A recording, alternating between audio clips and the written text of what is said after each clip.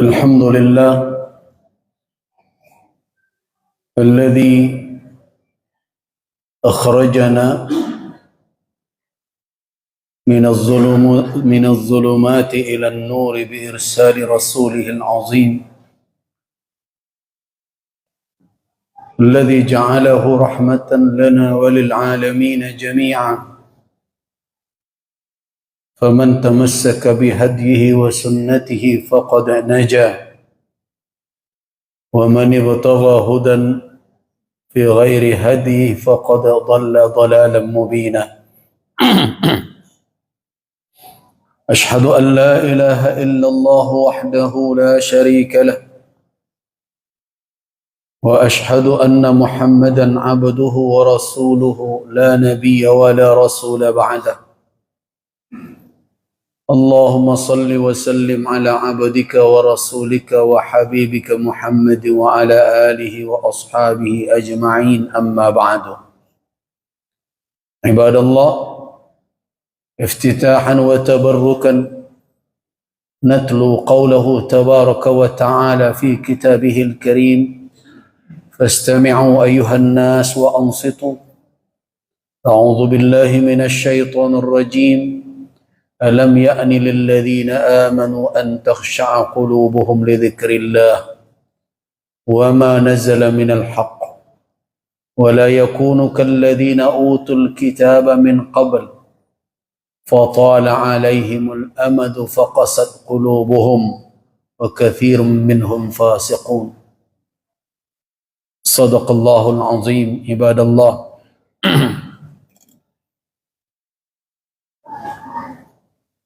jamaah majlis kajian rahimakumullah, mengawali majlis kita pada pagi hari ini, kembali kita renungkan firman Allah Subhanahu wa taala dalam suratul Hadid ayat yang ke-16. Alam ya'ni lilladzina amanu, apakah belum tiba saatnya atau waktunya bagi orang-orang yang beriman untuk tunduk hati mereka berzikir mengingat Allah dan tunduk kepada apa yang telah diturunkan oleh Allah berupa kebenaran, dan hendaklah mereka jangan seperti orang yang pernah diberikan Alkitab sebelumnya. Fatala alaihimul amad, kemudian berlalu masa yang panjang.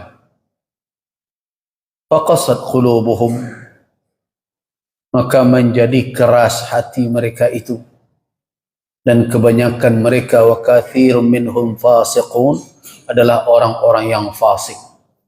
Orang-orang yang fasik maknanya orang-orang yang mengaku beriman tapi berbuat juga kemaksiatan. Jadi muslim yang asi, muslim yang durhaka. Jadi muslim yang durhaka itu disebut dengan fasiqun, berdasarkan kepada firman Allah Subhanahu wa taala. Siapa orang fasik? Sebagaimana di dalam surat Al-Baqarah, innallaha la yastahi an yadriba mathalan ma ba'udatan fama fawqaha فأما الذين آمنوا فيعلمون أنه الحق من ربهم وأما الذين فسقوا فمأواهم النار. Ya kan? Jadi orang-orang yang fasik itu adalah orang-orang alladzina yanquduna Allah. Ayat berikutnya, Allah la yastahi an yadriba mathalan ma ba'udatan fama fawqaha فأما الذين آمنوا فيعلمون أنه الحق من ربهم وأما الذين كفروا فيقولون ماذا أراد الله بهذا مثلا يضل به كثيرا ويهدي به كثيرا وما يضل به إلا الفاسقين. Kata Allah, وما يضل به إلا الفاسقين. Siapa orang yang fasik itu? Orang yang fasik itu adalah yang dijelaskan oleh Allah Subhanahu wa taala dalam ayat berikutnya. Perhatikan bagi yang membawa Al-Quranul Karim, perhatikan ayat 27, kelanjutan dari Ayat yang saya bacakan tadi itu, adalah surat Al-Baqarah ayat 26. Innallaha la yastahi an yadriba mathalan ma ba'udatan fama fawqaha amma alladhina amanu فيعلمون أنه الحق من ربهم وأما الذين كفروا فيقولون ماذا أراد الله بهذا مثلا يضل به كثيرا ويهدي به كثيرا. Nah, lihat ujung ayat, وما يضل به إلا الفاسقين وما يضل به إلا الفاسقين. Tidak akan ada yang tersesat dengan kekeliruan memahami tamsilan, perumpamaan yang dibuat oleh Allah, melainkan orang fasik. Nah, siapa yang menjelaskan makna pengertian fasik itu? Bukan ulama, tapi Allah Subhanahu wa taala yang menjelaskan. Nah, kalau kita berbicara tentang tafsir, ini adalah tafsir tertinggi dari hierarkis tingkatan penafsiran. Tafsir tertinggi itu adalah tafsirul Quran bil Quran. Kenapa itu yang tertinggi? Karena sahibul kalam yufassir kalamah. Orang yang punya pembicaraan, dia yang menafsirkan pembicaraannya. Dan Allah Subhanahu wa taala maha benar di dalam keimanan kita. Karena itu tidak mungkin itu ada kekeliruan dan kebohongan kalau kita melihat dari aspek iman. Kalau orang yang tidak beriman, dia mengatakan entah ya entah tidak. Nah, kalau begitu kesimpulannya perdebatannya bukan pada Al-Quran, perdebatannya surut lagi ke belakang dalam perkara iman. Nah, dalam keimanan kita, Allah yang berhak menafsirkan kalamnya. Kalau dia sudah tafsirkan kalamnya dengan clear, atau kalau bahasa istilah ulama adalah syafian, syafi, terang, tidak meninggalkan lagi peluang untuk interpretasi apapun dari teks itu, nah maka itu dikatakan dengan qat'iyyud dalalah namanya. Dalam konsepnya adalah itu pasti tunjukannya itu. Ini kalau kita buat lagi tidak seperti itu, berarti kita pula yang lebih tahu maksud Allah daripada Allah Subhanahu wa taala, dan itu tidak mungkin. Nah, karena itulah makanya ulama ketika menafsirkan Al-Quran, maka tafsir tertinggi itu dia pembagian tafsirnya macam-macam. Nah, kalau secara global orang mengatakan ada tafsir bil ma'sur, ada tafsir bil ra'yi. Nah, itu pembagian umum. Tafsir dengan asar. Asar itu dengan nas, dengan riwayat. Nah, itu bisa terbagi tafsir Al-Quran bil Quran, tafsirul Quran bis sunnah, tafsirul Quran bi aqwalis sahabah. Itu karena kenapa sampai qaul, sampai perkataan sahabat? Karena setelah sahabat tidak ada lagi yang bisa jadi dalil. Jadi kalau qala al-Imam Syafi'i, qala al-Imam Abu Hanifah, qala al-Imam Malik ibni Anas, qala al-Imam, bahkan di atas dari a'immatul madzhab, di atas imam mazhab itu kan generasi tabi'in namanya. Generasi tabi'in adalah generasi yang berjumpa dengan sahabat, atau dalam bahasa lain sering disebut mereka itu talamiz as-sahabah, murid-murid sahabat. Dinamakan generasi tabi'in. Habis generasi tabi'in, turun generasi yang menjadi murid-murid dari generasi tabi'in, disebut dengan tabi'in. Tabi'in.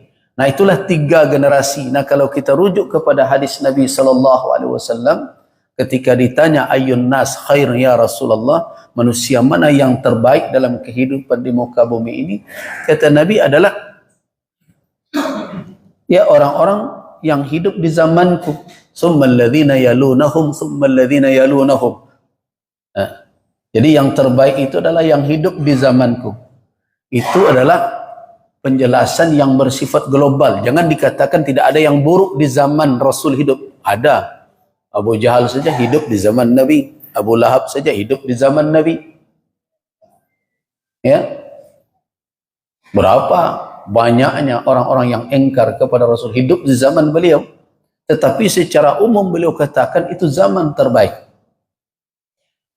Jangan dikatakan tidak ada pula yang berdusta. Ada, jadi itu bukan berarti jaminan keseluruhannya baik. Kalau di antara sahabat ada yang dihukum, di antara mereka ada malah yang dirajam. Ingatkan kisah Ma'iz al-Aslami yang datang kepada Nabi mengaku berzina. Seorang wanita juga datang mengaku berzina. Ketika dirajam, dilempari dengan batu, darahnya memercik ke wajah Khalid ibn al-Walid. Khalid ibn al-Walid terkena darah wanita itu. Ketika terkena, mungkin Khalid terlompat dari mulutnya cacian. Kalau bahasa awak lah sudah berzina, kumuh lo ada darahnya gitu ya. Tapi kata Nabi, jangan engkau cela dia. Dia telah taubat. Dia telah taubat. Kalau seandainya taubatnya itu dibandingkan dengan sahibu maks. Tahu makas? Maks itu bukan merek motor ya sekarang. Ya. Itu bahayanya orang-orang yang mempergunakan kewenangan untuk memalak orang lain. Jadi makas itu bisa jatuh kepada pungutan liar dan bisa juga jatuh kepada pungutan-pungutan yang sebenarnya membebani masyarakat. Jadi pajak ini kalau tidak didudukkan sesuai dengan ketentuan syariat, dibenarkan atau tidak, dia jatuh menjadi mukus namanya.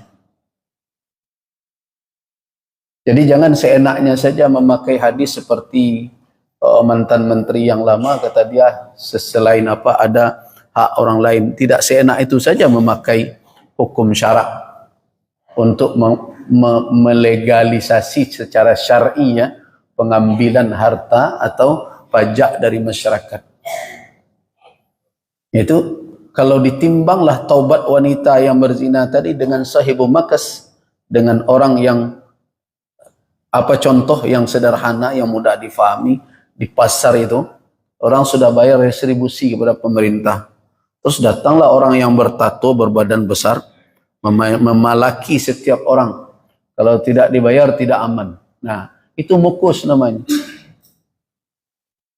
Tetapi yang seperti itu mudah diketahui orang. Yang repot yang mukus ini dia pakai baju seragam pula. Nah, ini yang rumit. Nah, itu berarti perbuatan orang itu seimbang dengan perbuatan orang berzina. Coba bayangkan itu.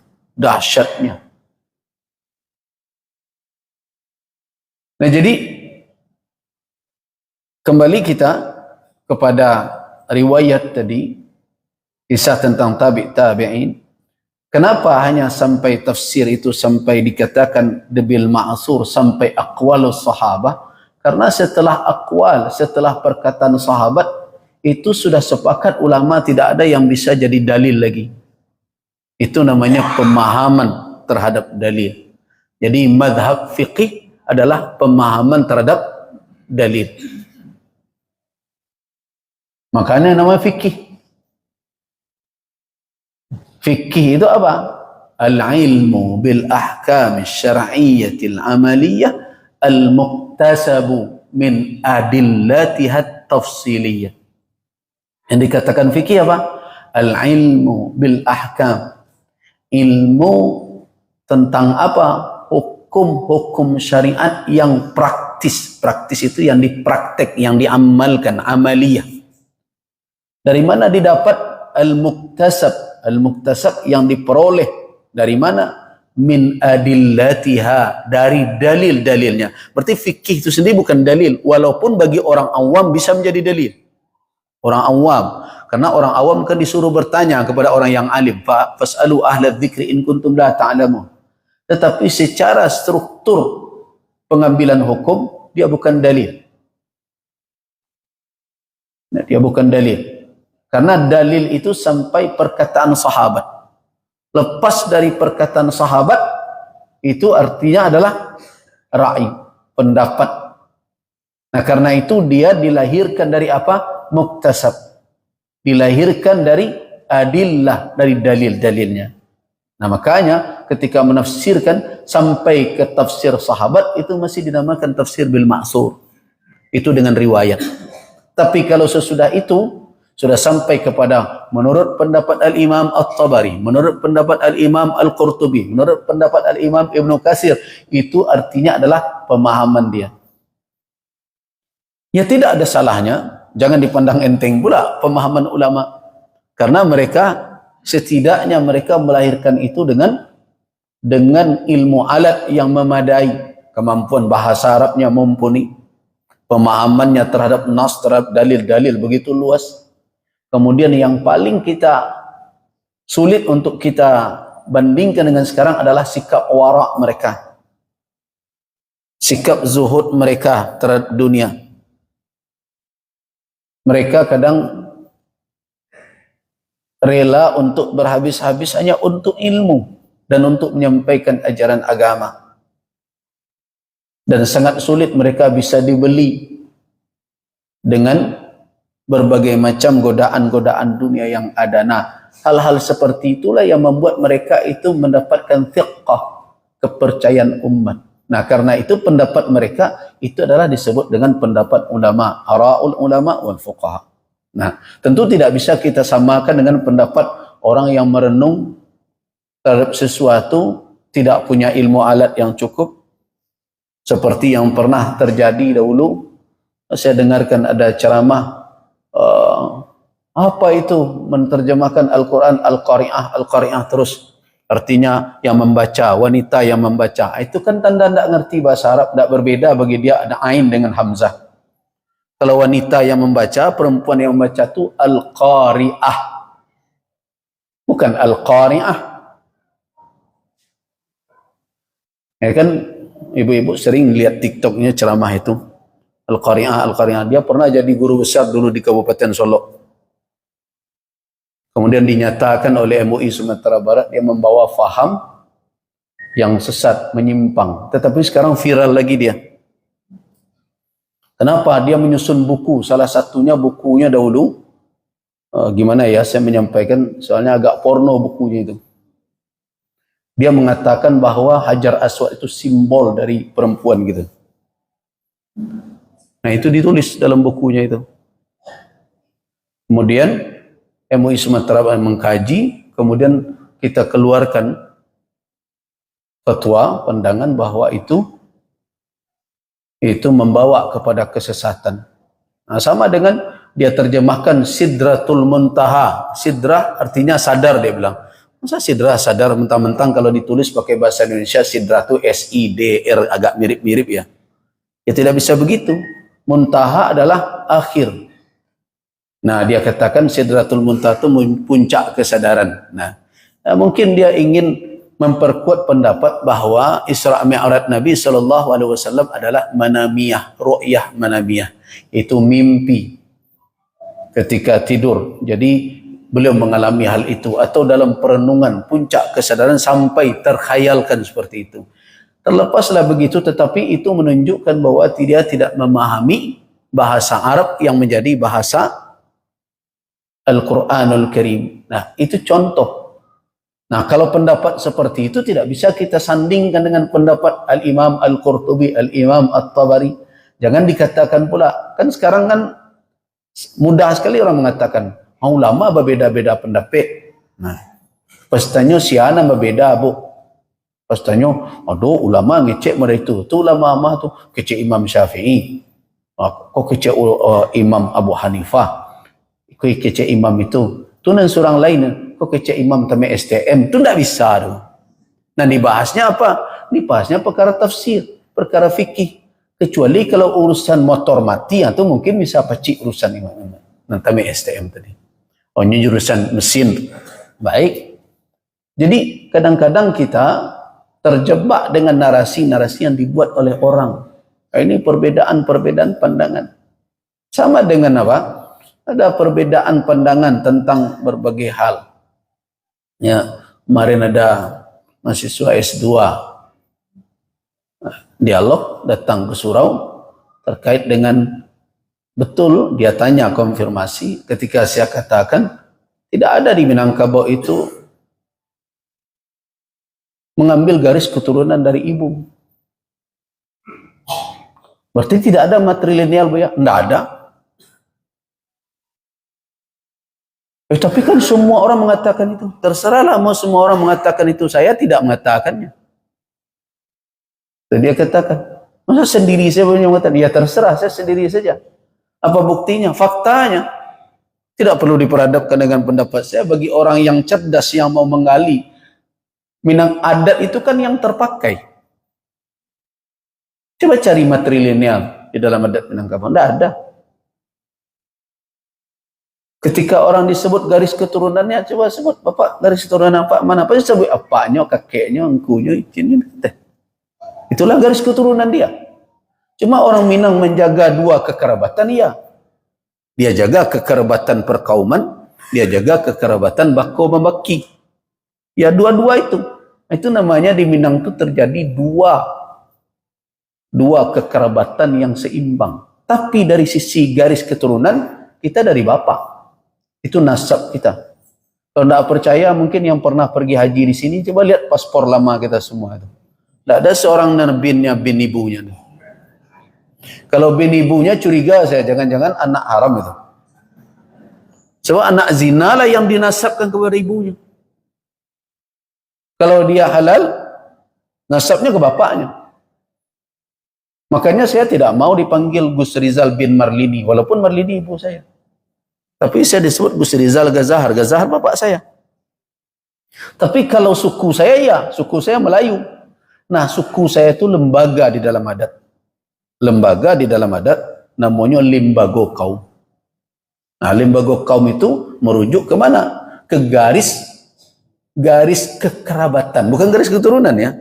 Garis kekerabatan melalui tali rahim. Jadi nan cocok untuk Minangkabau sabui sajalah banasab ke bapak, basuku ke ibu. Selesai masalah.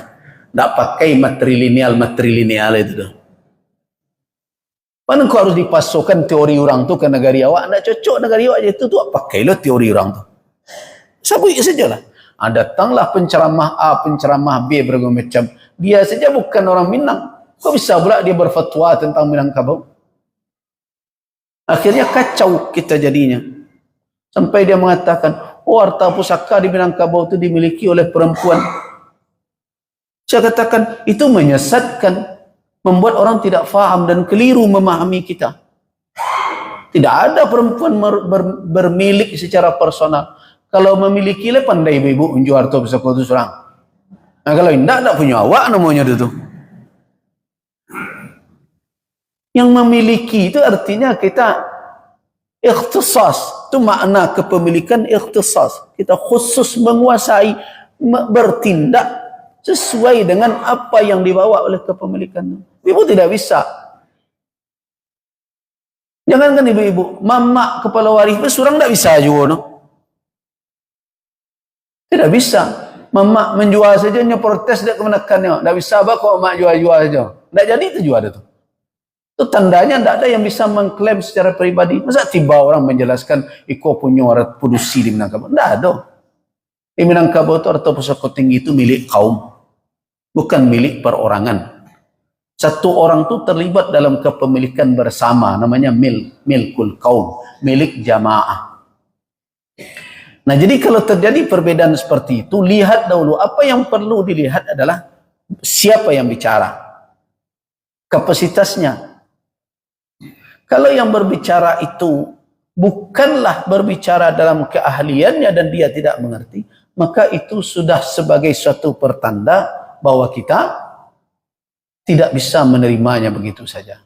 Nah, bagaimana dengan mempertemukan perkataan yang pernah dinukilkan katanya dari Ali bin Abi Thalib radhiyallahu anhu, unzur maqal wala tanzur man qal. Begitu? Lihatlah maqal. Maqal itu isi, esensi perkataan. Apa yang dikatakan itu nanti dicari. Wala tanzur man qal. Jangan dilihat siapa yang bicara. Itu untuk orang yang punya ilmu alat menganalisa pembicaraan. Tapi bagi orang awam, yo man qal. Cari dulu siapa mengecek. So kenapa? Awak tak punya alat untuk memeriksa keceknya. Jadi bedakan. Kalau orang yang punya ilmu, dia bisa membedah pernyataan orang. Dia bisa membedah perkataan orang. Kok batu enggak? Kok ada dasar enggak? Kok dari mana sumbernya kok? Ikut sesuai tidak metodologinya. Itu orang yang berilmu yang bisa begitu. Tapi kalau awak orang yang awam, sama dengan katakan, kalau saya katakan di sini, ini hadis sahih. Kira-kira dia bapak dan ibu-ibu bawa ukurnya. Apa yang sahih? Tidak ada alatnya bagi kita. Jadi bedakan perkataan Ali bin Abi Thalib yang mengatakan unzur maqal, itu untuk orang, lihatlah apa yang dikatakan untuk siapa. Kalau sudah persoalannya bukan perkara umum lagi, bukan perkara umum, sudah perkara yang membutuhkan analisa, itu ulama yang bisa menerapkan. Orang yang memiliki ilmu alat. Saya dikatakan, ini menurut kajian ini, hadis ini adalah hadis yang sahih. Nah, tentu orang yang punya ilmu hadis yang bisa menilai, yo sahih tak sahih. Nah, awak tidak pernah belajar ilmu hadis, istilahnya saya tak duduk, ada apa yang sahih kau? Oh, itu sanadnya bersambung. Anan sanad kau. Tidak punya kita. Nah, dalam keadaan seperti itu, masyarakat awam apa ukurannya? Man. Siapanya yang perlu. Nah, jadi jangan dikatakan tidak perlu mencari tahu siapa yang bicara. Nah, untuk mencari tahu, kenapa ini yang saya jelaskan dahulu? Karena ada beberapa pertanyaan yang menggelitik saya, katakan, oh ya, kami mengaji siko, mendengar itu. Dulu kadang-kadang kesimpulan jemaah aku terlalu kencang mana. Dahulu sebelum mengaji, tidak panyang mana kami. Tapi setelah banyak mengaji, bertambah panyang. Nah, kan itu kan? Kecik si anu modeliko, kecik siko serupa itu. Kok ditaruhkan kesimpulannya kan galak awak membacanya. Tapi sadih di balik itu. Deklah semakin pusing, akhirnya mau simpul. Saya tidak usah mau mengaji lagi. Jadi kan? Nah, itu kan begitu. Nah, padahal itu biasa, itu proses namanya. Proses menuntut ilmu itu memang begitu. Nah, tetapi perlu diberikan, kalau orang katakan tips ya, ba'acarun. Bagi kita yang tidak memiliki ilmu alat yang cukup untuk memeriksa qaul, perkataan itu bagaimana? Itu tetap saja siapa yang berkata itu menjadi ukuran. Ya bisalah diambil secara sederhana mungkin pendidikannya, betul tidak dia mendalami hal itu. Nah, begitu juga mungkin kepercayaan umat kepadanya perlu, tetapi bukan jaminan ya. Saya tidak setuju juga bahwa jaminannya ukurannya LC. Belum tentu LC itu ngerti saja. Nah, walaupun saya LC juga, tapi itu tidak jadi ukuran mutlak. Salah satu pertimbangan boleh saja. Setidaknya dari berbahasa Arab, dia mungkin karena hidup minimal. LC itu kan 4 tahun. Minimal itu. Di Mesir. Atau di negara-negara Arab yang memakai gelar itu. Ya bolehlah. Karena dia hidup di situ. Walaupun ada pula di antara yang belajar di Mesir itu bukan bahasa Arab, tambah bahasa Minang dan Pasir. Ya kenapa? Karena kan di situ ngelompok-ngelompok juga dengan sesama orang kita. Bahkan kalau dalam sejarahnya kesepakatan mahasiswa Minangkabau itu lebih dahulu dibandingkan himpunan pelajar Indonesia, Indonesia dahulu. Karena orang Minang lebih awal di sana. Karena doktor di Al-Azhar yang pertama itu dari Minangkabau orangnya. Namanya Dr. Janan Taib. Mungkin belum, tidak ada yang kenal gini. Walaupun ada orang Sungai Pua, tapi mungkin orang Sungai Pua tidak tahu Janan Taib. Karena beliau memang tidak pulang. Kenapa? Masa penjajahan beliau termasuk orang yang menggerakkan perjuangan kemerdekaan di Makkah Al-Mukarramah. Jadi sebenarnya banyak tokoh pahlawan. Nah, salah satunya orang Sungai Pua, Janan Taib. Itu adalah doktor pertama orang Asia Tenggara Melayu dari Al-Azhar. Janan Taib. Setelah itu baru kemudian kita kenal Muhammad Yunus dan lain-lain. Nah, itu yang memang mendapatkan doktor dari perguruan tinggi secara akademis ya. Tapi kalau gelaran-gelaran profesor, kalau sekarang namanya gelaran fakhriyah, honoris causa ya, itu diantaranya ayah Buya Hamka. Nah, itu doktor honoris causa. Nah, ini DR wak sabu ini. Betul. Nah, Buya Hamka sendiri juga mendapatkan itu, tapi secara akademis adalah Dr. Janan Taib, orang Sungai Pua. Orang Sungai Pua mestinya bangga dengan capaian generasi dahulu, walaupun banyak orang Sungai Pua tidak tahu Janan Taib. Nah itu, Janan Taib. Nah itu, jadi dengan itu mungkin mereka tentu memiliki karena interaksi, tapi tidak semuanya. Kenapa? Saya pengalamannya dahulu, ada kawan-kawan yang datang dari rantau, bahasa Minang tidak pandai. Sampai di Mesir lah dia pandai bahasa Minang. Nah, karena bergaul dengan kita semua. Ada pula kawan saya dulu dari Australia, tidak pandai bahasa Indonesia. Dia kira bahasa Minang itulah bahasa Indonesia. Dia dari Periaman, Ajo. Sama tinggal dengan saya. Kemudian setelah dia bicara dengan orang seberang, kawan-kawan kita yang dari Jawa, dia pakai bahasa Minang, bahasa Piaman Lamo. Orang Jawa tidak paham, marah-marah dia. Ngadu ke saya, Gus, itu ba'a WE itu. Ba'a itu. Dia sudah bicara bahasa Indonesia, tidak paham. Itu tidak bahasa Indonesia itu namanya tuh. Itu kan Indonesia Periaman. Iyo. Tapi itu tidak bahasa Indonesia, itu bahasa Piaman Lamo lele. Mungkin orang Minang tidak sadu ngerti bahasa itu. Nah itu. Akhirnya dia pandai berbahasa Indonesia setelah di Kairo gitu ya. Nah, dia belajar bahasa Arab saja. Nah, banyak juga itu. Tetapi setidaknya itu indikasi. Kemudian juga pendidikan, kemudian begitu juga keilmuan yang didalami itu menjadi alamat. Nah, tetapi tidak menjamin itu saja. Yang penting pula, nah ini yang diingatkan dahulu oleh Ibu Imam Malik Ibni Anas. Ibu Imam Malik ketika memasangkan sorban kepada Malik Ibni Anas, bernasihat, berpesan. Nah, berpesan kepada anaknya, idhab ila Abdurrahman, pergilah engkau kepada Abdurrahman bin Auf, salah seorang dari fuqaha sab'ah, fuqaha yang 7 di Madinah terkenal, tokoh ulama yang 7 itu. Nah, kemudian salah seorang, pergi engkau ke sana, ila Abi Abdurrahman, tapi ingat, fata'allam minhu adabahu qabla ilmi. Belajarlah dari Abi Abdurrahman itu adabnya dahulu sebelum engkau ambil ilmunya. Ambillah dahulu apa? Adabnya sebelum engkau ambil ilmunya.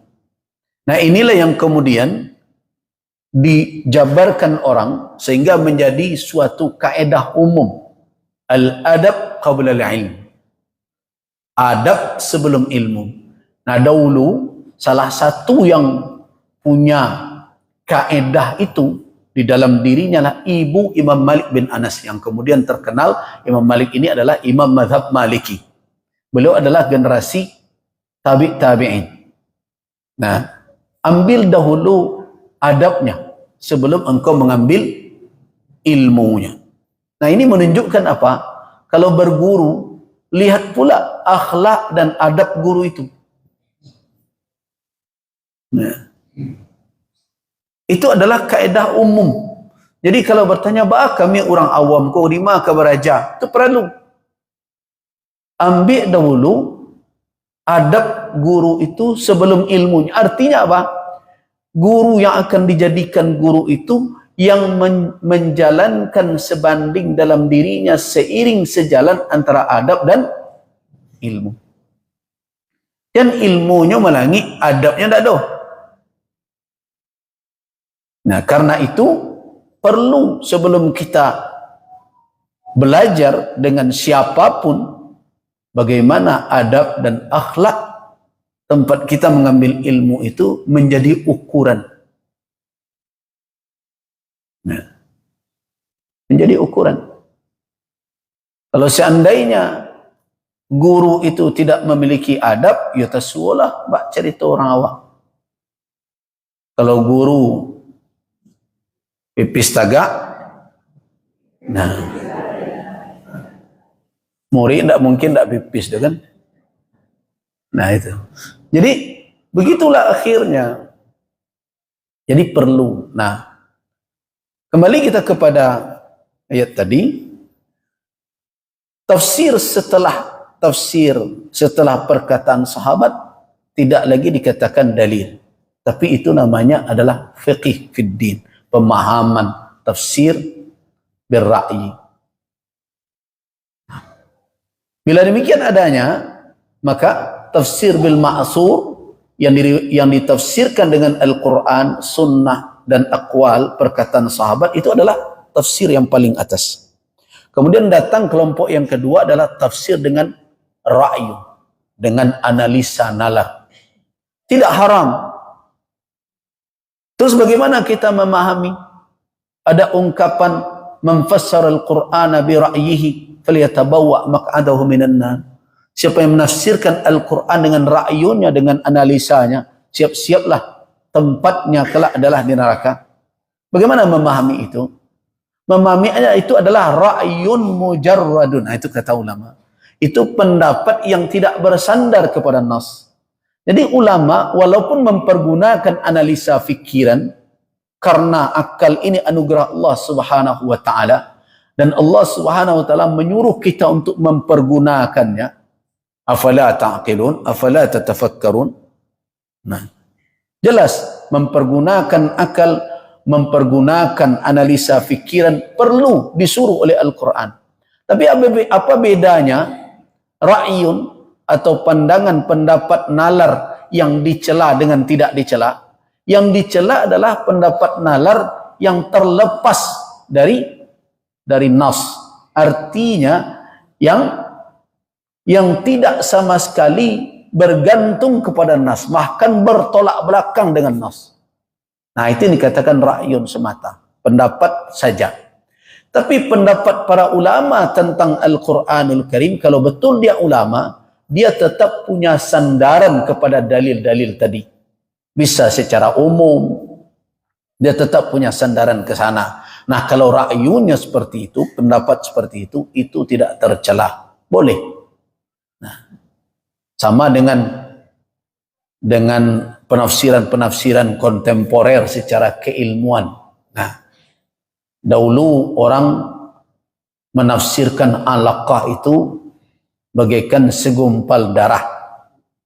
Nah, tapi kemudian ilmu pengetahuan berkembang. Segumpal darah itu karena memahami bahasa Arab yang difahami di zaman ketika penafsiran itu muncul. Tetapi kemudian ketika muncul analisa ilmiah, para ahli embriologi mengatakan alaqah itu tidak tepat kalau hanya diartikan segumpal darah. Walaupun dia ada unsur darahnya. Tapi alaqah itu ada makna lain di dalam bahasa Arab. Apa itu? Yaitu alaqah, suatu yang menggantung, suatu yang menempel. Karena itulah makanya ada makhluk yang kenyal, dia menempel dan menghisap darah manusia. Namanya? Nah, lintah. Lintah itu bahasa Arabnya apa? Alaqah. Nah, alaqah, lintah itu bahasa Arabnya alaqah. Nah, dengan begitu akhirnya ditafsirkan sekarang ini. Jadi sejenis apa? Sesuatu yang baru setelah berproses, telah terjadi pembuahan, dia menempel bagaikan lintah di dinding rahim perempuan. Nah, begitu. Nah, penafsiran birra'yi, penafsiran dengan nalar itu tidak bisa diklaim kebenarannya mutlak. Kenapa? Karena itu ditafsirkan kadang dengan keilmuan yang masih terbuka untuk dikembangkan. Nah, karena manusia terus menggali dan mengkaji. Nah, itu terjadi. Itu makanya tingkatnya di bawah. Tapi kalau sudah diputuskan oleh nas, ini maksudnya, berarti itulah dia. Kalau akal tidak menerimanya, akal yang harus mengkaji lebih dalam. Nah, inilah yang terjadi pada dalil-dalil yang pasti. Seperti, saya ambil contoh, kasus kewarisan. Orang sering mempersoalkan ini. Itu diskriminatif itu. Kenapa? Perempuan kok dapat separuh dari laki-laki? Nah, saya katakan, itu pernyataan yang tidak utuh. Perempuan tidak ada seluruhnya dapat separuh dari laki-laki. Dalam beberapa kondisi, perempuan mendapat sebagian laki-laki. Tapi ada dalam kondisi tertentu, laki-laki dan perempuan sama dapatnya. Kapan itu? Bapak dan ibu, kalau masih hidup, meninggal anak. Anak meninggalkan anak pula. Berarti dia punya keturunan yang meninggal nih. Punya bapaknya. Masih cukup. Ibu dan bapaknya ada. Berapa bapaknya dapat dengan ibunya? Kan ada 2 kali bagian perempuan. Likulli wahidin minhum as-sudusu. Masing-masing mendapat 1/6. Berarti pertanyaan salah. Pertanyaan harus diluruskan dahulu. Tidak semua keadaan laki-laki dan perempuan berbanding 1:2. Tidak semua keadaan. Nah, itu contohnya. Bapak dan ibu, bapak laki-laki, ibu perempuan. Kalau ada anak keturunan, maka masing-masing mendapatkan berapa? 1/6. Sama. Jadi sudah batal tuh pernyataan awal. Kenapa Islam tidak adil? Laki-laki dan perempuan kok haknya perempuan laki-laki 2 kali bagian perempuan. Itu bukan perkara laki-lakinya, tapi perkara keadaannya. Dalam keadaan tertentu, iya. Tapi tidak semua keadaan. Itu contohnya, buktinya di dalam Al-Quran. Nah, jadi kalau ada pernyataan seperti itu direvisi pernyataannya, diralat, walaupun dia pakar apapun. Kenapa? Karena Anda sudah mengada-ada tentang Al-Quranul Karim. Itu jangan dikatakan tidak berdosa, berdosa. Itu mengatasnamakan syariat Allah, tapi membuat pernyataan yang bohong atas nama syariat. Syariat tidak ada mengatakan dalam seluruh keadaan laki-laki dan perempuan, laki-laki 2 kali bagian perempuan. Tidak. Yang ada itu adalah dalam beberapa keadaan. Nah, tapi kenapa itu dilakukan? Allah telah putuskan demikian. Kadang akal manusia tidak sampai apa alasannya. Tidak bisa dirubah. Lidzakari mislu hazzil unsayain. Jadi kalau ada sekarang orang yang berpikir itu kan zaman dulu. Ketika kondisi sosial seperti ini, ketika keadaan seperti itu, makanya cocok laki-laki 2 kali bagian perempuan. Nah, muncullah yang disebut sekarang, ini teori ini sebenarnya dikembangkan oleh Barat, kemudian dibawa oleh para scholar, oleh para sarjana yang berasal belajar pernah di Barat, kemudian dibawa, namanya teori hermeneutik namanya. Nah, kemudian mereka katakan, itu kan teks-teks itu kan dilahirkan dan tidak bisa lepas dari situasi dan kondisi zaman, tradisi sosial masa itu. Nah, masa dahulu memang laki-laki berkuasa, wajar dapat 2 kali bagian perempuan. Sekarang kan tidak. Malah sekarang katanya sudah ada pula organisasi suami-suami takut istri. Nah, ya berarti laki-laki sudah tidak berkuasa lagi. Katanya begitu. Nah, saya katakan, tidak bisa hermeneutik itu ditelan mentah-mentah. Kenapa? Karena ulama sudah mengkaji sebenarnya aspek itu, bukan hermeneutik ya, itu urusan mereka. Ulama telah mengkaji sampai di mana pengaruh sosial, kondisi dan keadaan, zuruf, situasi, termasuk a'raf, tradisi yang berkembang fi zamanit tanzil, di zaman turunnya Al-Quran terhadap hukum yang dibawa Al-Quranul Karim. Allah panjang kaji ulama. Jangan dikatakan orang yang mengkaji hermeneutik kok kajian baru. Tidak baru, itu sudah lama tuh. Kajian filsafat dah lama. Ulama sudah membahasnya. Sampai di mana? Itu makanya muncul kaedah di kalangan ulama. Al-ibrah bi umumil lafzi la bi khususis sababi. Begitu kaedah ulama. Yang dipandang dari Al-Quran ini adalah keumuman lafaznya. Kalau lafaznya menunjukkan umum, berlaku dalam setiap keadaan di sepanjang waktu, umumlah dia. Walaupun penyebab turunnya adalah khusus. Tidak diperlakukan khusus itu. Contoh, tentang apa? Tentang zihar. Zihar itu penyebabnya adalah kasus Khawlah binti Sa'labah. Ingat kisah Khawlah yang pernah menegur Umar bin Al-Khattab. Umar sedang lewat dengan rombongan. Ayo Umar, turun dulu. Turun Umar. Umar, saya lihat juga engkau dahulu Umair. Umar ketek. Masih anak-anak tahu ambo. Kemudian jadilah engkau Umar. Umar remaja, dewasa. Di pasar-pasar Makkah jadi jagoan. Bertanding gulat di mana-mana. Nah, kinilah jadi Amirul Mukminin lah engkau yo. Nah, kalau orang awak dah nampak aja dan amam bu ya Sulaiman dulu belum pandai mengambil diri lah. Itulah jadi rangga, jadi ketika mulai gadang nampaknya kinilah jadi orang gadang lah ya. Nah, begitulah dia Khawlah itu. Nah, karena itu dia nasihati ittaqillah. Umar, bertakwalah engkau kepada Allah terkait dengan hak orang ni.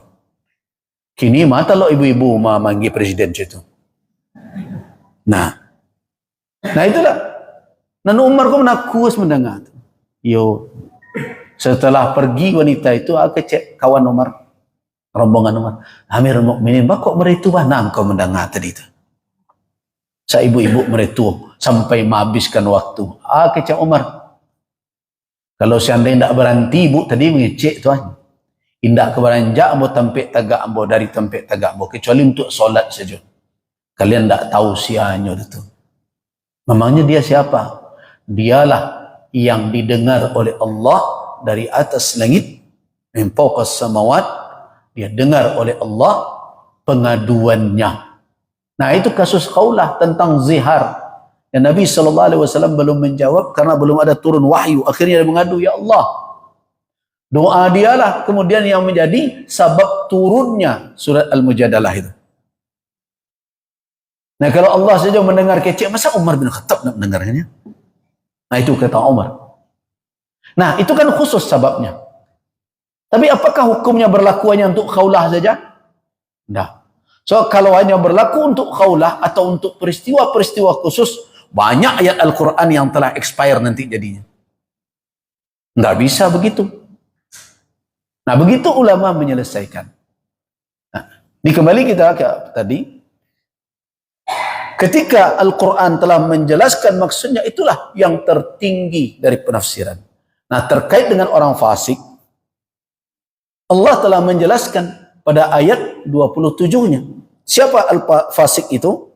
Alladzina yanquduna ahdallahi min ba'di mitsaqih wa yaqta'una ma amara Allah bihi an yusala wa yufsiduna fil ard. Ulaika humul khasirun. Yang fasik itu orang yang membatalkan janjinya dengan Allah. Dia berjanji untuk taat.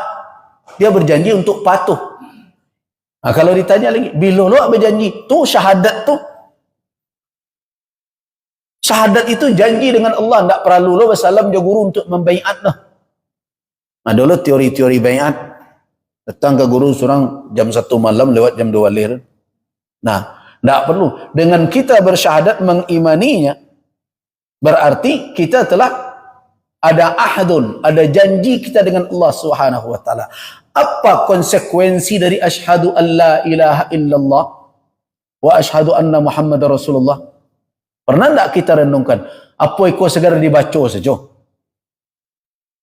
Tidak. Ketika kita katakan bahwa Allah lah satu-satunya ilah, berarti ketundukan kita zahiran wa batinan, lahir batinannya kepada Allah. Dialah satu-satu yang berhak kita jadikan Tuhan sebagai sembahan. Tidak ada yang lain. Nah, kemudian kita lakukan tindakan-tindakan yang bertolak belakang dengan konsekuensi dari menuhankan Allah tadi. Itu dikatakan oleh Allah, alladzina yanquduna ahdallah. Orang yang membatalkan janji dengan Allah. Jadi orang yang tak salat itu, dia batalkan janjinya dengan Allah. So, konsekuensi menjadikan Allah satu-satunya ilah, salat. mematuhi perintahnya, meninggalkan larangan. Kalau tidak dilakukan, berarti ladibatan cik itu. Yanquduna ahdallah min ba'di mitsaqi. Kemudian wa yaqta'una ma amara Allah bi ayyusal. Memutuskan apa yang diperintahkan oleh Allah untuk menyambung. Apa itu? Silaturahim. Silaturahim adalah hubungan yang dijaga dua pihak tadi itu. Di Minangkabau keduanya harus dijaga, yaitu hubungan nasab dengan hubungan rahim, hubungan bako dengan hubungan kaum, suku. Keduanya adalah ada silaturahim. Itulah silaturahim yang hakiki di dalam syariat. Kalau silaturahim berkawan itu sebenarnya tidak silaturahim itu.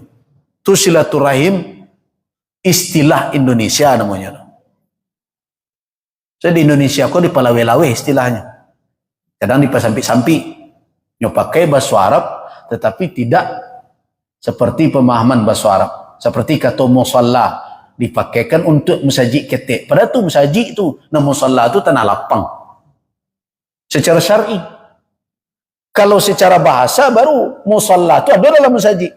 Ketika orang selesai solat, keluarnya ditanya, "Aina musallat?" Ma tampe solat engkau tadi, tu makna lughawi. Sampai solat di sudut siko, di tengah siko, di dekat dinding, tu musalla awak tadi itu. Tapi bukan berupa maksudnya tidak tertuju kepada gedung tertentu. Jadi musalla awak sabuk musalla itu adalah masjid sebenarnya. Hukumnya hukum masjid. Ada tahiyat masjid di situ, boleh i'tikaf di situ. Kalau masuk di situ tahiyat masjid. Nah, cuma awak memakai istilah musalla. Nah, musalla itu dalam pengertian syar'i, kalau kita tujukan kepada tempat yang biasa dipergunakan, itu adalah lapangan. Jadi musalla orang Padang, tuh laman Ketua Gubernur. Nah, cok dipakai untuk solat Id. Nah, itu musalla tuh. Nah.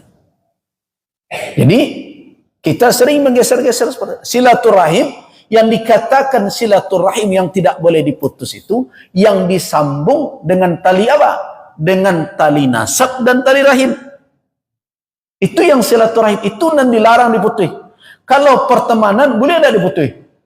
Ya boleh, maka tak boleh. Nabi saja mengecekkan kawan itu jalis, kawan sama dua berbagi cerita, curhat bahasa ibu-ibunya. Nah, itu dua kategori. Ada al-jalisis salih, ada al-jalisis su'. Ada kawan nan akrab tampe awak bercerita tu nan baik. Ada nan buruk. Nan buruk itu perlu tak dipekawan tarwilai kalau nak berubah? Ya indah. Orang nan namuah memutuskan pertemanan daripada mengorbankan agamanya dan jalani duitnya, itu malah dinaungi oleh Allah kelak di hari kiamat. Kan pernah anda hadiskan acok tu. Sab'atun yuzilluhumullah. Ada 7 kelompok orang nak akan dinaungi oleh Allah. Yauma la zilla illa zilluh. Di hari tidak ada naungan melainkan dengan Allah. Salah satunya rajulan. 2 orang tahabba fillah. Itu berkawan tu. Saling berkasih sayang di jalan Allah, ijtama'a alaih, berhimpun di atas jalan Allah, waftaraqa alaih, dan berpisah. Jadi boleh berpisah? Boleh. Kalau kawan kau akan menjerumuskan awak ke neraka, jadi berkawan dia lain. Oh, itu nak memutus silaturahim. Mengalung kau putus silaturahim, rahim awak tak bersambung je. Jadi saya pernah dulu awal-awal medsos ini ada, ini FB pertama Facebook itu, saya dibuatkan jamaah dahulu. Dia tulis nama itu. Nah, kemudian belajar saya. Tuh. Setelah dipelajari. Nah, ternyata dahulu ada juga. Jadi, makanya sekarang kan heboh-heboh. Heboh-heboh di konten-konten sosial orang berkata-kata kotor. Nah, ada yang bertanya, ulama diam saja. Dah ulama diam saja, awak nak mendengar Assalamualaikum. Nah, ketika itu saya sering ceritakan itu. Jadi ada orang waktu itu belum ada yang lain lah FB ketika itu. Macam-macam saya yang dibuat. Kadang-kadang, maaf saja, kadang kata-kata ini kasar, mencaci maki. Kemudian saya tanya, kau baca caranya kau? Apa itu ya? Delete saja, putuskan saja pertemanan. Telah pandai, bebutuan pertemanan. Nyo messenger, Mbok. Messenger. Gunanya awak sebagai seorang buya, seorang ulama, tapi memulutihkan silaturahim. Kecanya kan? Yang mau jawab saja di messenger tu. Kira-kira dimarahi awak bersambung. Ambo orang Solo, Pak. Cuma kan? Yo kok iyo lo kok mata awak sana awak sadonya kan? Ambo orang Solo, apa orang Manon. Rahim Manon yang menyambungkan awak. Nah. Tak dijawab, kok mungkin Rahim Sitiawa kali kok iyo. Itu contoh. Jadi orang bercampur aduk saja bagi dia mana yang silaturahim di dalam pandangan syarak dengan silaturahim dalam istilah-istilah yang berkembang. Awak kan kau berkumpul antar alumni, awak melakukan apa? Silaturahim. Ayo kadang nampak dia buat bantu beradik kakak saya bersama. Malu bisa model itu. Itu tidak silaturahim namanya. Itu namanya sadaqah, pertemanan, persahabatan. Jadi jangan bantu orang beradik kakak lah berbimbang-bimbang lah dalam alumni itu. Itu tidak silaturahim namanya itu. Itu pertemanan. Nah, pertemanan itu ada pilihan. Ada pertemanan yang membawa maslahat, keselamatan dunia akhirat, bagus. Tapi kalau membawa bencana,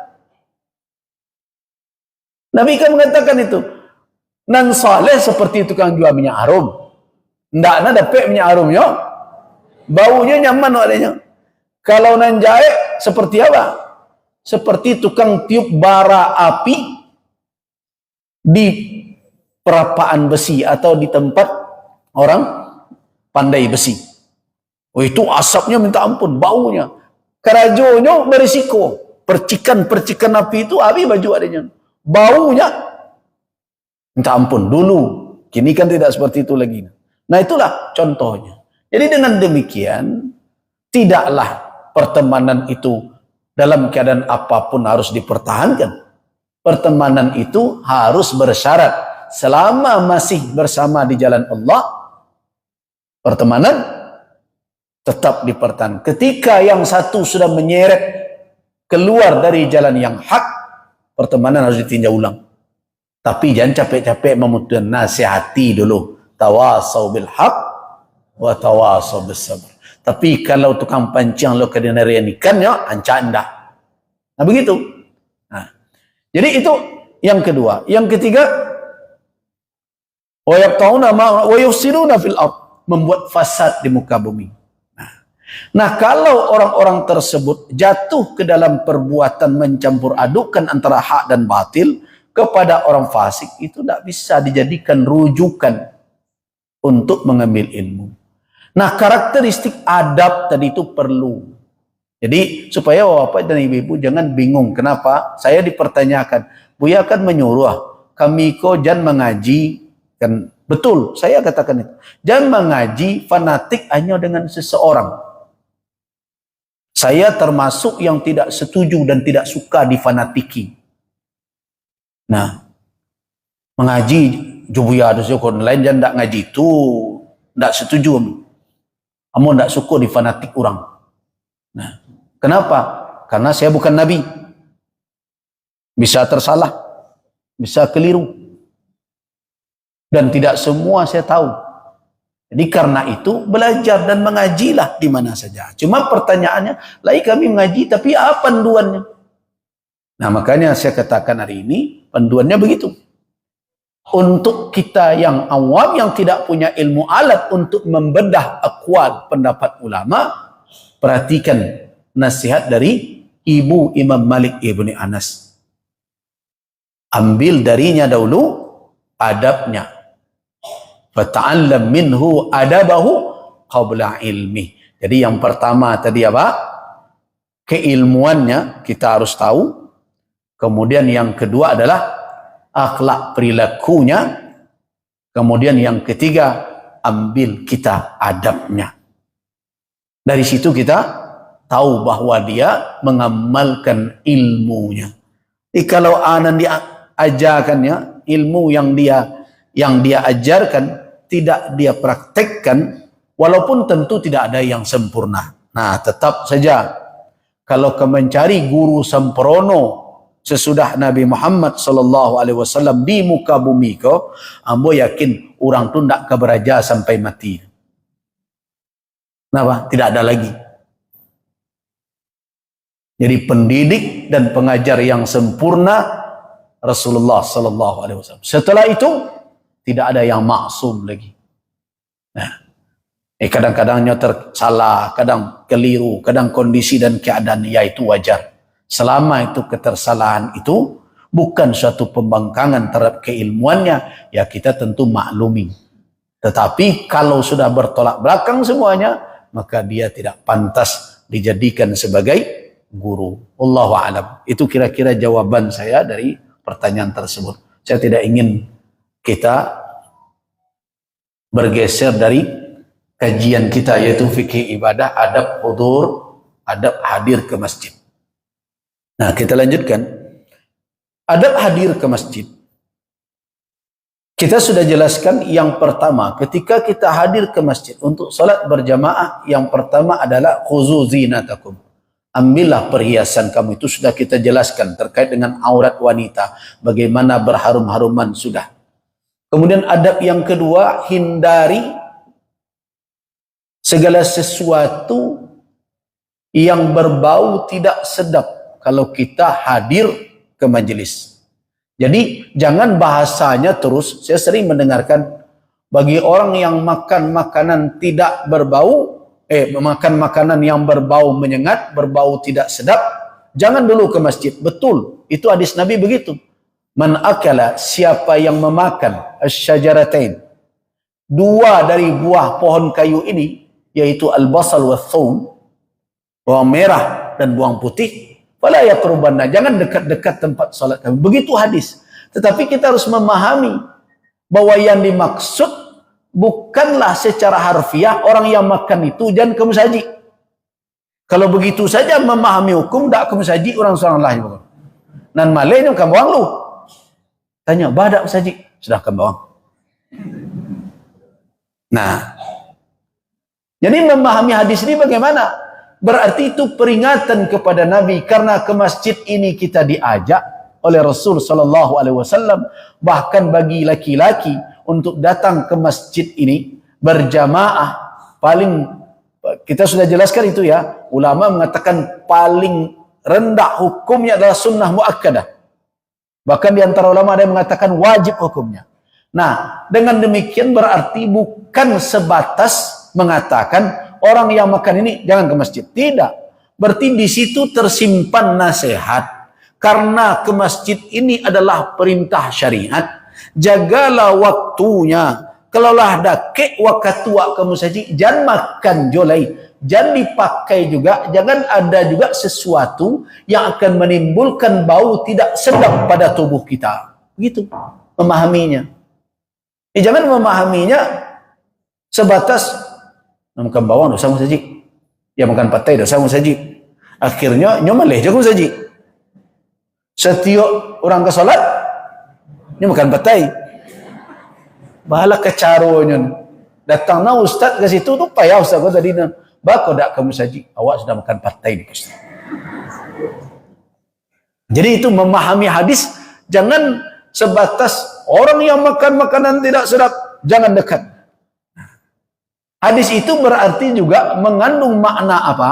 Kalau sudah dekat waktunya kita dipanggil untuk hadir ke rumah Allah, jagalah segala hal yang jangan sampai hendaknya kita menimbulkan bau tidak sedap yang membuat kalau kita hadir di majelis orang menjadi tidak nyaman.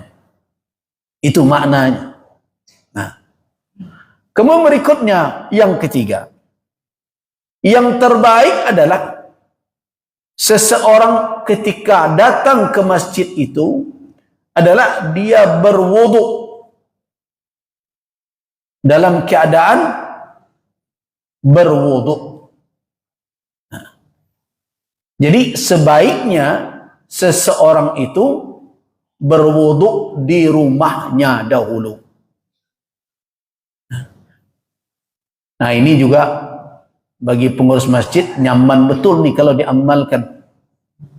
Apalagi nan membayi. Ayi banyak bana kini. Sudah dibayi ayi PDAM menumpang lo di situ. Bayi sampah. Nah iya ndak lo lagi kabar kadang-kadang. Nah jadi betul-betul kalau ada orang mengatakan pemerintah ini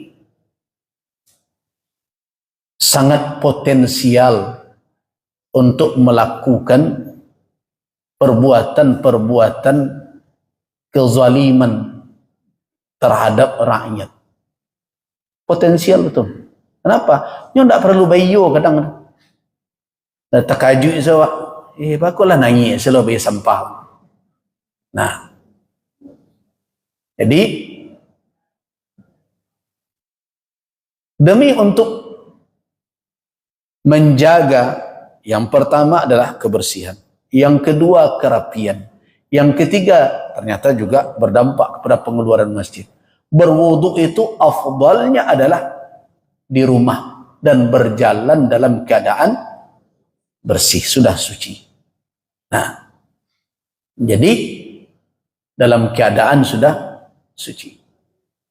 Kemudian ketika keluar dari rumah disunnahkan ada dua hal yang perlu untuk diamalkan dan dibiasakan. Yang pertama adalah zikir ketika keluar dari rumah. Jadi zikir keluar dari rumah itu tidak berajanya sebelum pergi haji tu. Nah, konan nih beraja doa bermusafir ketika kepe umrah. Padahalnya keluar rumah tu tiap hari. Nah, jadi bukan doa khusus ketika orang hanya melakukan perjalanan jauh ke Jakarta atau pergi umrah, perjalanan ibadah. Tidak. Seseorang apabila keluar dari rumahnya, dia hendaklah berdoa. Beberapa doa, di antaranya kalau kita ambil hadis dalam Sunan Abi Daud dari Anas ibni Malik radhiyallahu anhu, Nabi sallallahu alaihi wasallam mengatakan, "Idza kharaja ar-rajulu min baitihi," apabila seseorang keluar dari rumahnya, faqal, dia berkata, "Bismillah tawakkaltu 'ala Allah wa la haula wa la quwwata illa billah." Kalau dia baca itu ketika keluar, apa? Yuqalu hina izin. Ketika itu ada yang berkata kepadanya, malaikat. Nah, apa katanya? Ada yang mengatakan yuqal, Allah yang mengatakan. Itu hudita wa kufita wa wuqita. Engkau diberikan hidayah. Engkau diberikan kecukupan dan engkau diberikan pemeliharaan. Artinya tiga yang didapat oleh orang ketika dia keluar dari rumahnya membaca bismillah tawakkaltu 'ala Allah wa la haula wa la quwwata illa billah. Apa itu? Hidayah, kifayah, wiqayah. Ada tiga. Hidayah, kifayah, wiqayah. Hidayah adalah petunjuk. Orang itu tidak akan mudah untuk diseret-seret ke jalan yang tidak benar. Yang kedua adalah kifayah, akan dicukupkan oleh Allah Subhanahu wa taala. Dia tidak akan bergantung kepada yang lain melebihi daripada Allah Subhanahu wa taala. Yang ketiga wiqayah. Wiqayah artinya apa? Dipelihara oleh Allah. Ketika dikatakan seperti itu, apa sikap syaitan? Fatatanahha lahu syaitan. Nah, syaitan langsung menyingkir. Fayaqulahu syaitan akhar.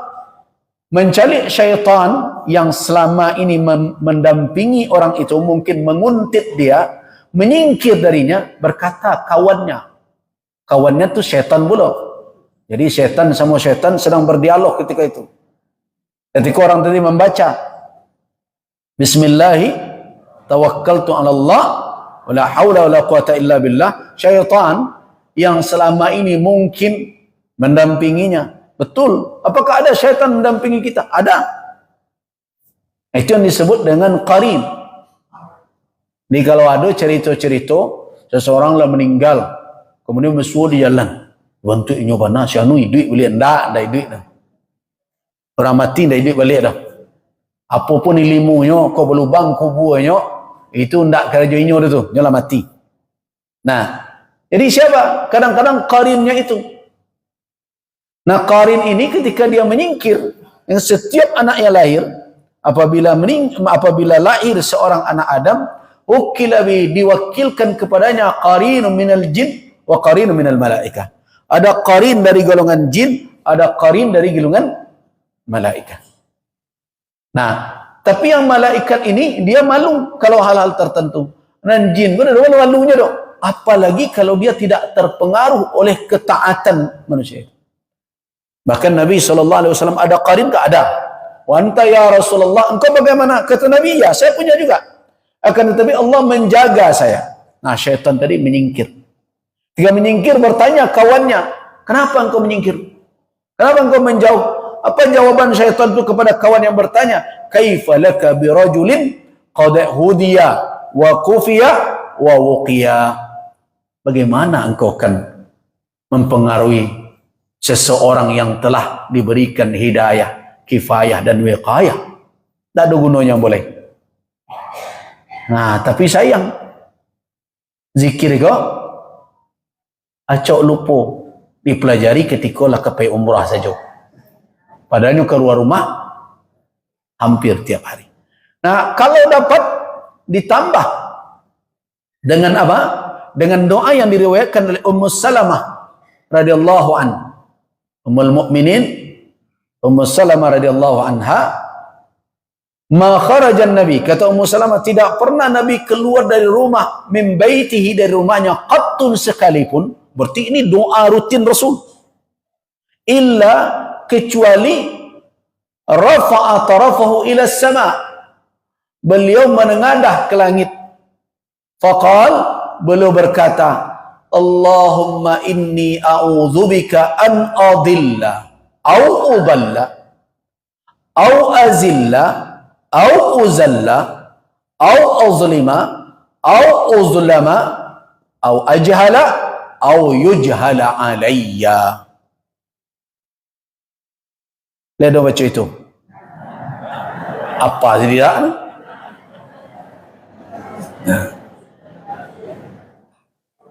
A'udzubika. Jadi Nabi SAW menengadah ke langit. Kata Ummu Salamah, ini hadis di dalam riwayat Imam Abu Daud, diriwayatkan oleh pengarang kitab Sunan, Sunan Abu Daud, Sunan Ibnu Majah, Sunan An-Nasa'i, meriwayatkan ini. Nah, kata Ummu Salamah, tidak pernah sekalipun Nabi keluar dari rumah, melainkan, berarti ini adalah kebiasaan. Kalau begitu bunyi pengantar kalimatnya, ma kharaja Rasulullah sallallahu alaihi wasallam min baitihi qattun, tidak sekalipun Rasul keluar dari rumahnya illa melainkan beliau rafa'a tarafah, menengadahkan mata beliau melihat ila sama, faqal, dan berkata, Allahumma inni, sesungguhnya aku a'udzubika, berselindung kepada engkau dari 4 perkara. Nah, 4 perkara sebenarnya. Yang pertama, an adilla au udalla, dari tersesat, ya, dari menyesatkan dan tersesat. Menyesatkan orang jangan hendaknya, tersesat jangan pula. Yang kedua, azilla au uzalla, menggelincirkan atau tergelincir. Yang ketiga, azlima au uzlama, menzalimi atau terzalimi. Nah, kau nak cok kini kau. Au ajhala au yujhala alayya, membodoh-bodohi orang atau dibodoh-bodohi orang.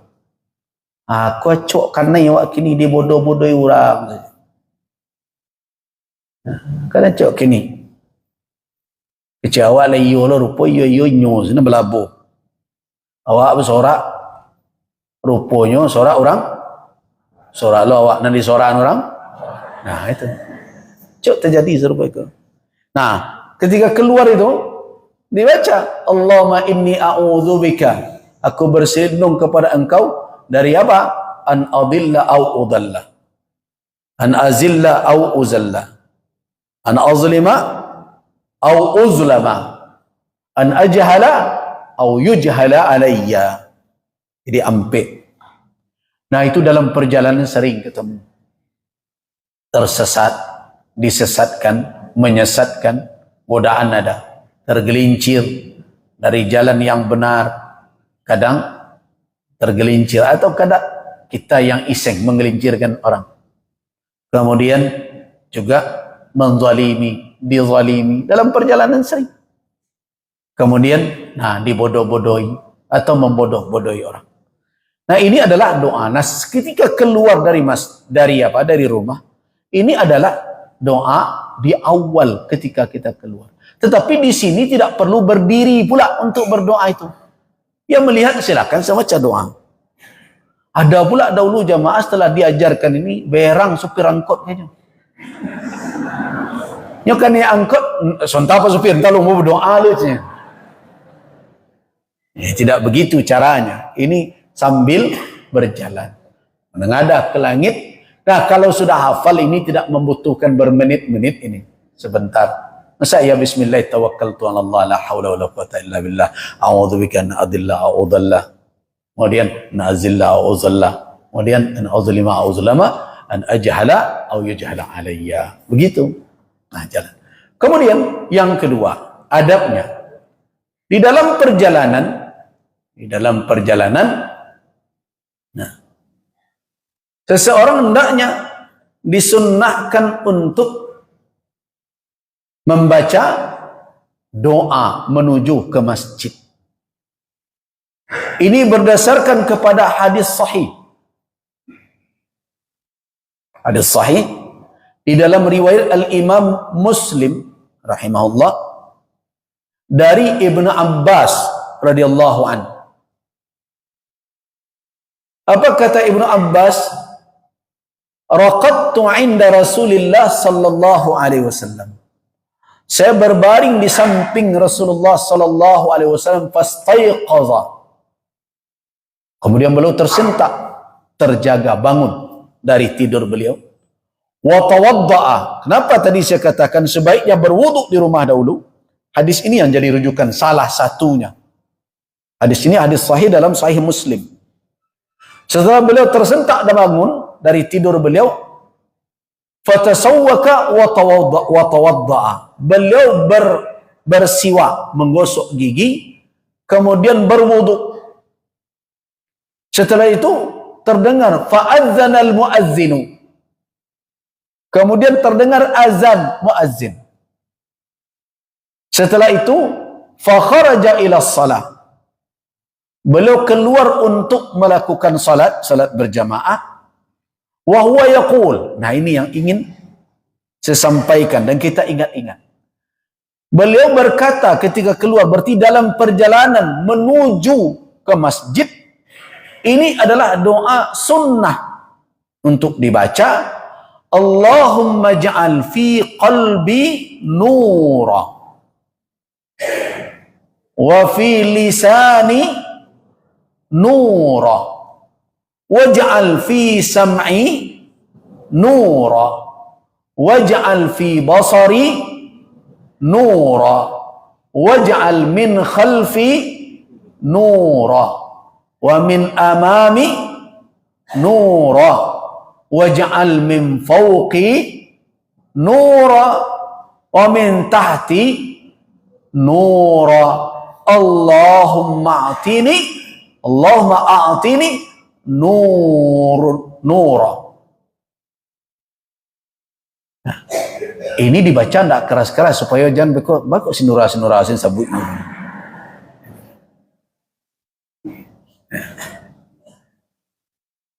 Allahumma ja'al fi qalbi nura, wa fi lisani nura, wa ja'al fi sam'i nura, wa ja'al fi basari nura, wa ja'al min khalfi nura, wa ja'al min amami nura, wa ja'al min fawqi nura, wa min tahti nura.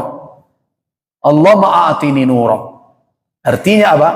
Ya Allah, jadikanlah di dalam qalbuku nur.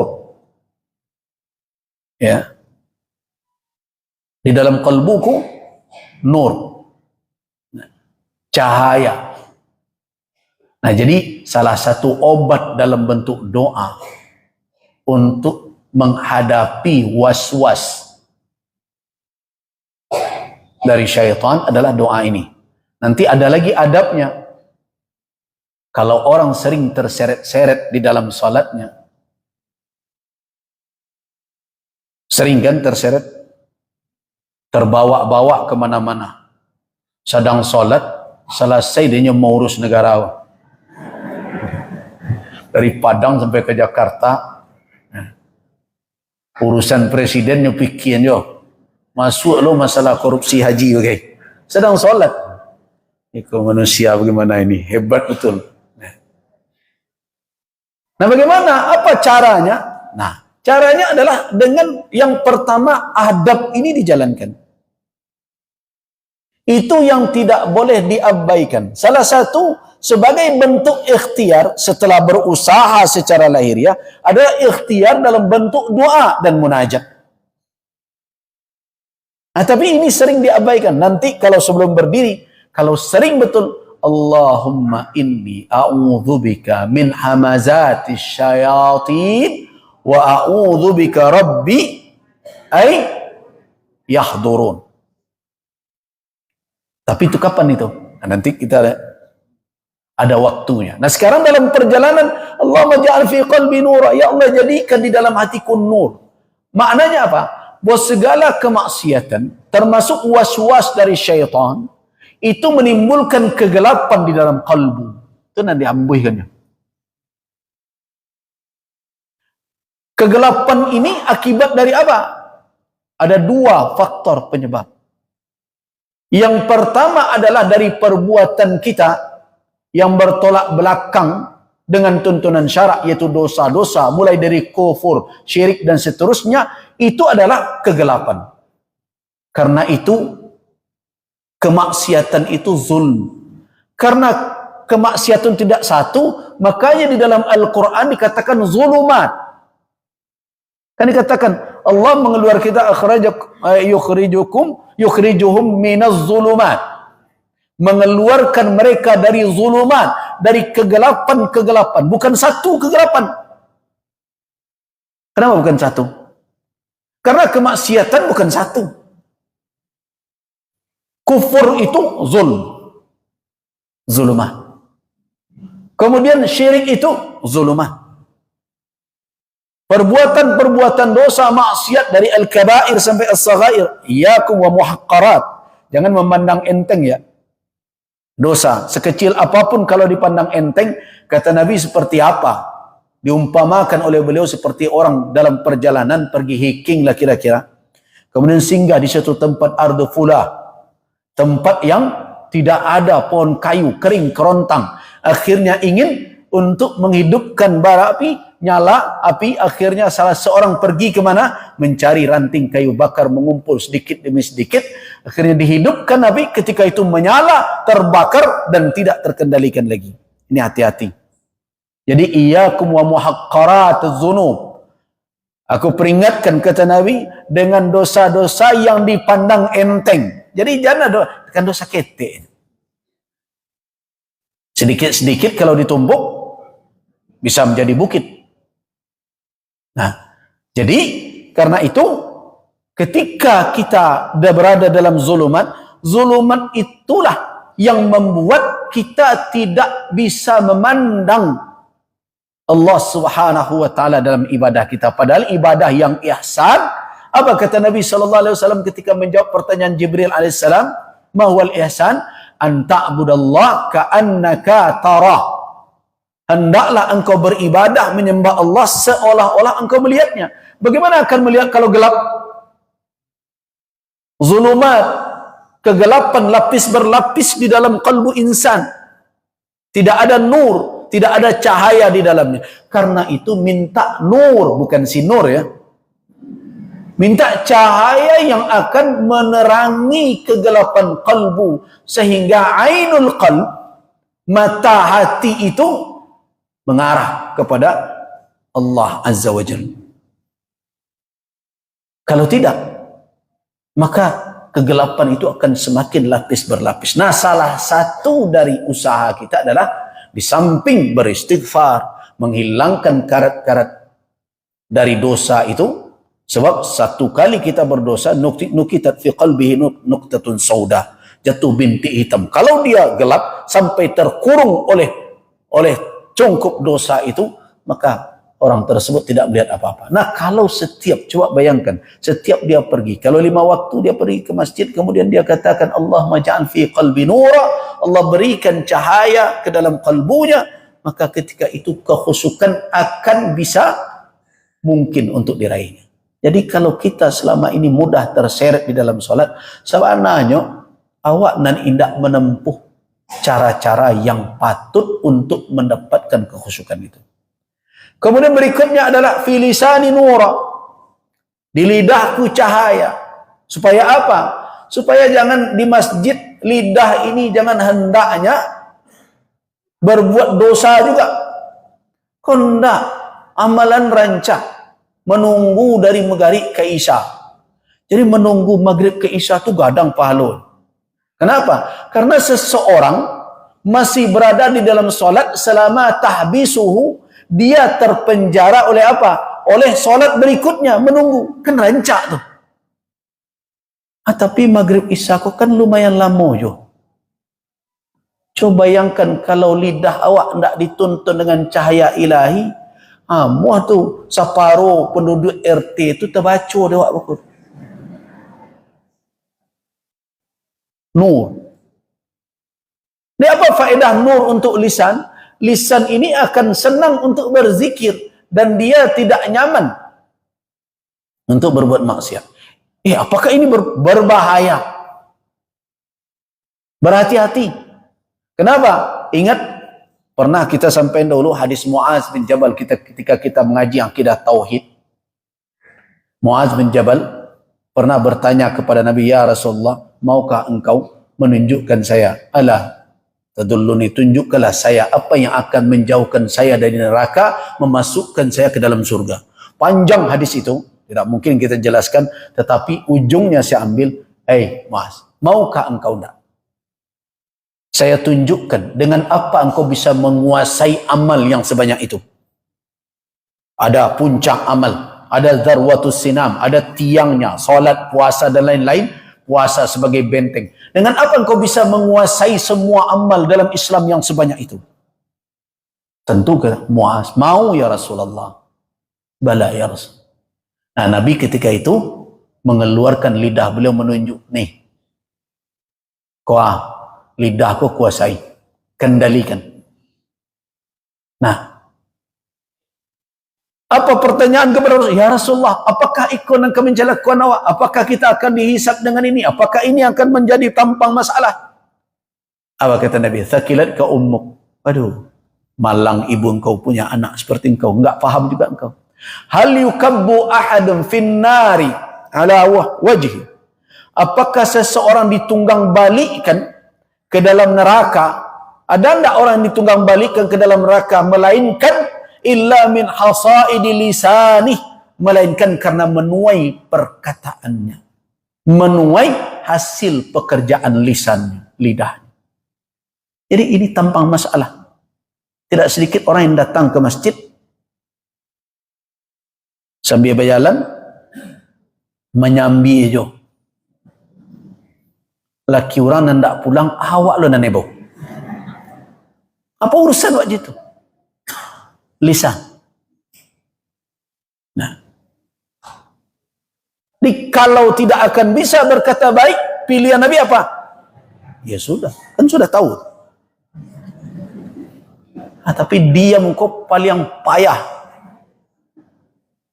Jadi ada orang pernah berkomentar, Buya, Kapan yang anak-anak ini kita latih untuk bisa berbicara dengan fasih?